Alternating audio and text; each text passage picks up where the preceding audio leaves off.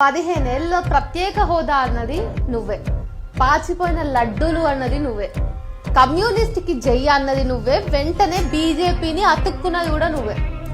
ఉత్తరాది అహంకారమా అని అన్నది నువ్వే, ఇప్పుడు అక్కడికి వెళ్ళి ప్రచారం చేసేది నువ్వే.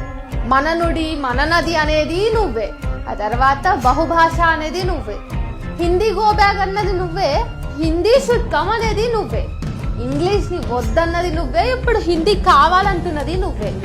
కులాలు లేని రాజకీయం అనేది నువ్వే, కుల భావంతోన ఓట్లు వేయమనేది నువ్వే, విప్లవం అని ఊగింది నువ్వే, ఇప్పుడు సనాతనం అని అరుస్తున్నది నువ్వే.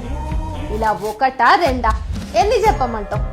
నీ మాటలు ఇష్టానుసారం, నీ చేతలు ఇష్టానుసారం. నీ స్వార్థం కోసమో పెన్ డ్రైవ్ కోసమో నువ్వు లొంగిపోయావు.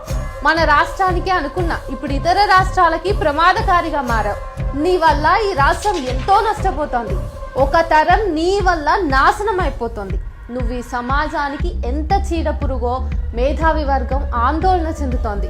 నీదొక సిద్ధాంతం లేని రాద్ధాంతం, ఏదారో తెలియని ప్రయాణం నీది. నీతో పాటు ఒక తరాన్ని నాశనం చేస్తున్నావు. నువ్వు సమాజానికి ఏం చెప్పలేను నేను ఇంకా.